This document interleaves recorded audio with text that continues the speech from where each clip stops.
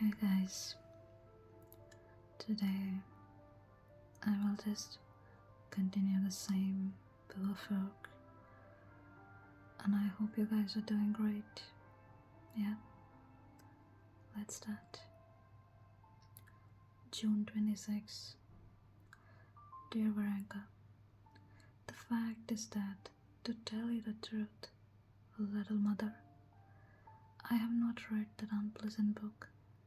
To be sure, I did glance at a bit of it and saw that it was whimsical stuff written solely for buffoonery's sake, in order to make people laugh.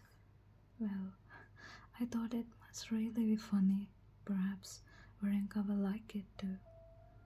So I bought it and sent it to you.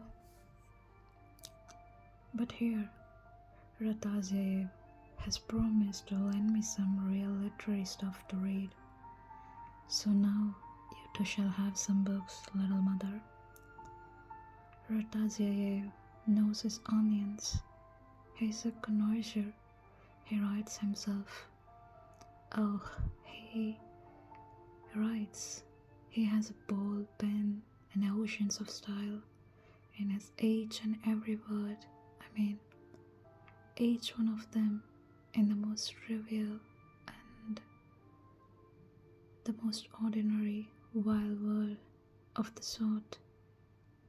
I might sometimes say to Feldoni or Teresa, he has style. I attended the evenings he holds in his room too.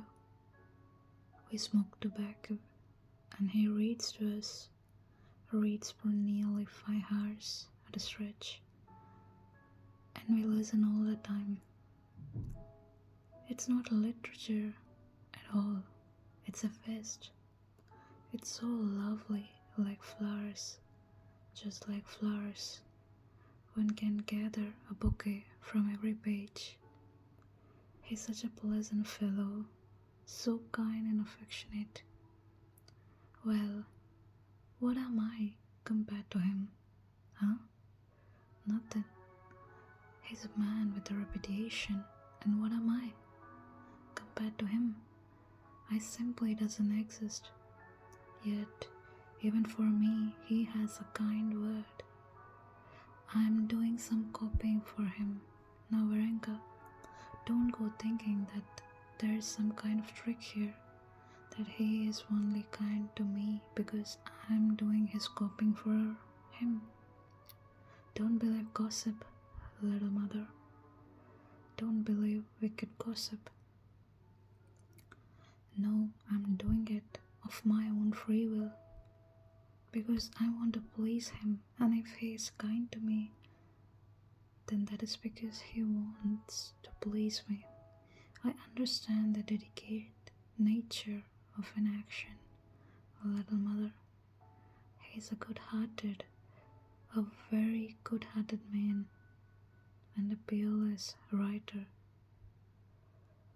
Oh, literature is a wonderful thing, Varenka. A wonderful thing. I discovered that from being with those people the day before yesterday. It is a profound thing. It strengthens people's heart and instructs them, and there are various other things about it, all in a little book they have. It's marvelously written. Literature is a picture, or rather in a certain sense, both a picture and a mirror. It is an expression of emotion, a subtle form of criticism, a didactic, a lesson, and a document. All that I gleaned from being with them, I will tell you quite honestly, little mother, that as I sat among them, listening, I even smoke a pie as they do. What do you think of that? And they begin to contend and argue with one another about various matters. I simply have to declare my insufficiency. That is all that you are, or I, little mother. could possibly do in this setting. In this setting, I'm simply a dunce, an ignoramus. I'm ashamed of myself, and I spent the entire evening trying to think of some little contribution to make to the general discussion. Yet, I'm unable to do even that. And then, Varenka, I feel sorry for myself, sorry that I am not as they are.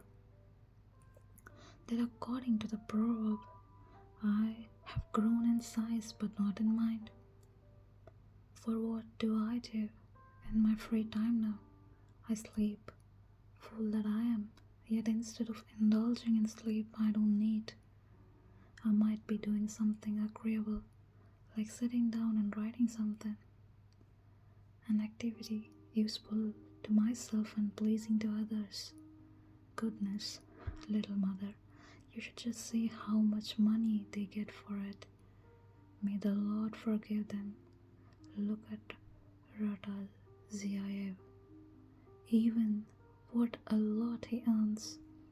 What efforts does it cost him to write a printer's shade of prose?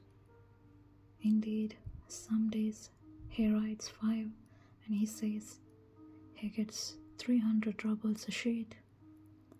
He will produce some little anecdote or other, or an account of some curious event, and for that it will cost you 500, which you would better fork out, even if it bankrupts you. Because if you don't, it's 1,000 we will putting away in our pocket next time. What do you think of that, Varvara Alexeyevna? I mean, he has a little exercise book of poems. They're not very long poems, and he's asking 7,000 of them. Little mother, 7,000, just imagine. I mean, that is real estate. It's a capital investment property. He says they are offering him 5,000, but he wouldn't take it. I have tried to reason with him. Take their 5,000 men, I tell him, and spit in their faces. After all, 5,000 is money, isn't it? No, he says. Let them give me 7. The Spittlers. He really is a clear chap. You know, little mother, since we're on the subject, I think I shall copy out a little extract from Italian Passions for you. That's the title of one of his books.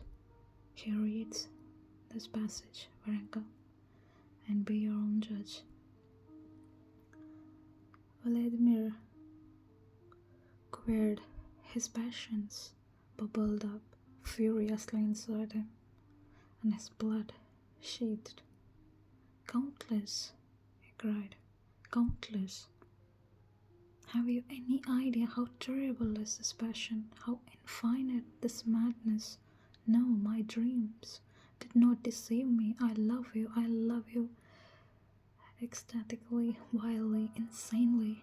Not all your husband's blood will quench the furious, bubbling ecstasy of my soul. Beltrap's checklist cannot impede the all-consuming infernal conflagration that howls my exhausted breast. Oh, Zenaida, Zenaida. Vladimir, the Countess whispered, beside herself, leaning against his shoulder.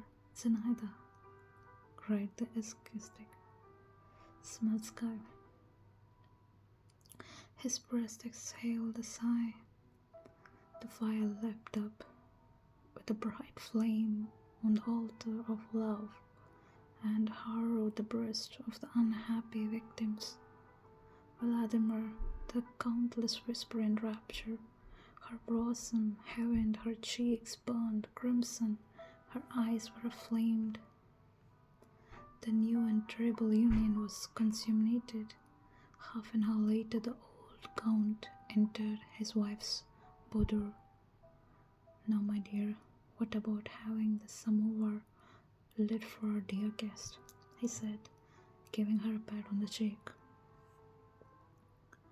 Well, little mother, having read that, what do you think? It's a little on the free and easy side. That is certain, but it's good nonetheless.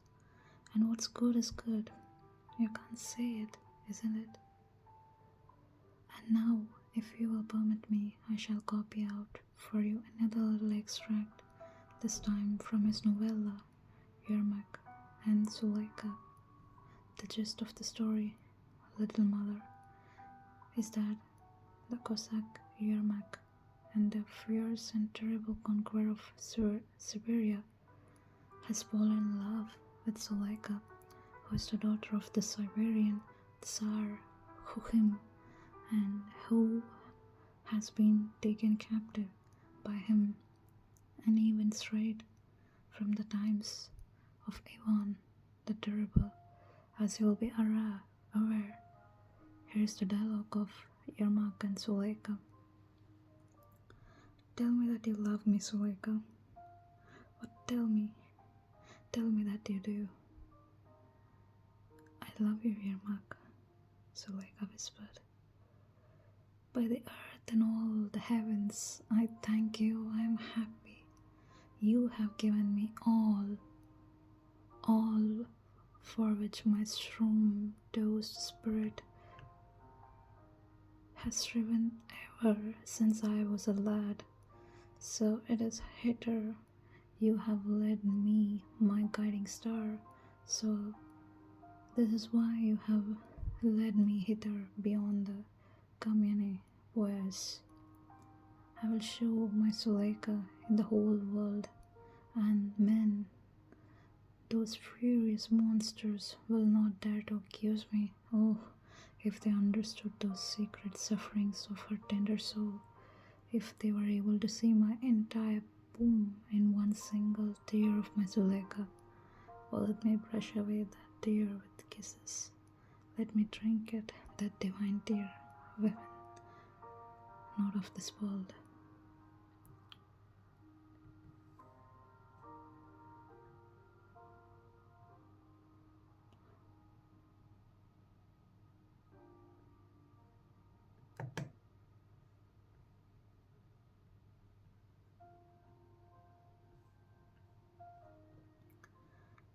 Yermak, Zuleika said, the world is wicked, men are unjust.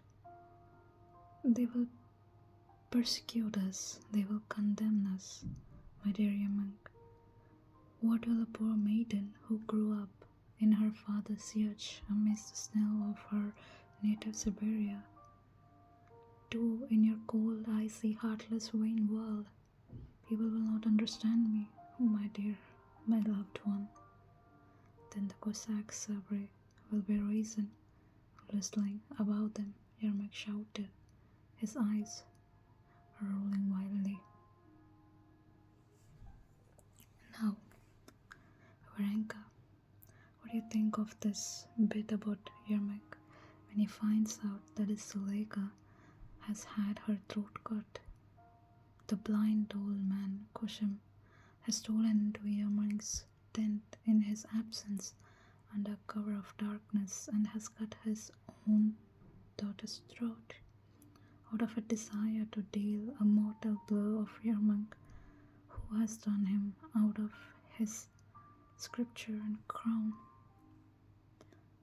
I take joy in scraping iron against stone, Yermak cried in a state of savage frenzy, wetting his damask steel dagger on the shaman's stone. I must have their blood. They must be carved, cut up, and quartered. And after all, the Yermak, unable to go on living without his Zuleika, throws himself into the Artesh, and there the story ends.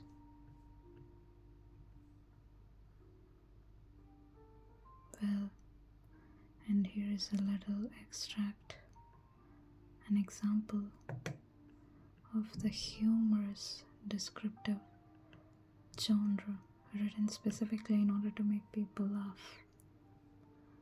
Do you know Ivan Prokofyevich Yellow Belly? You know, the one who beat Prokofyevich Ivanovich. Like, Ivan Prokofyevich is a man of abrupt temper, but he has some rare virtues. Prokofy Ivanovich, on the other hand, is extremely fond of black radishes with honey. Now, when Pelagia Antonovna used to be friendly with him, you know, Pelagia Antonovna, don't you? The one who always puts her skirt on inside out. I mean, that's killing, Ranka. Simply killing. We rolled about with laughter when he read us that. He is such a one. May the Lord forgive him. But you know, Varenka, although it's a bit fanciful and rather too frivolous, it's none the less innocent, without the slightest trace of free thinking or liberal ideas. I should observe, little mother, that Ratazianev is a man of impeccable behavior and is for that reason a first rare author, not like some other authors I could mention. You know, sometimes I have no idea. Well, what if I were to write something? What could have come of it? Say, for example, that quite suddenly, for no particular reason, a book were to appear with the title The Poem of Makar Devishkin. Well, what would you say then, my little angel? What would that seem to you? What would you think? As for myself, I can tell you, little mother, that as soon as my book appeared, I should certainly not dare to show my face on the Nevsky Prospect. I mean, just think what it would be like when everyone said, there's a literary author and poet, Devyushkin, or there's Devyushkin. What had happened? What would I do? About my boots, for example. They are nearly always, I mention this in passing, little mother, covered in patches, and I have to tell you also that their souls sometimes hang out in a most unseemly manner. Well, what would happen if everyone found out that the author, Devyushkin's boots, were covered in patches? What if some countess or douches or other were to learn of it? What would she say? The darling, she probably would not notice it, for the way I imagined it. Countesses don't concern themselves with boots, particularly the boots of government clerks, because those are boots and boots after all. But she would be told about it, her friends would give me away. Yes, Rataziev would be the first to give me away. He would call on the Countess V. He says he is invited to every one of her receptions and that he is almost like one of the family. She's a real darling. He says literary. He says a real lady. He's a rascal, that Rataziev. But anyway, enough of this topic.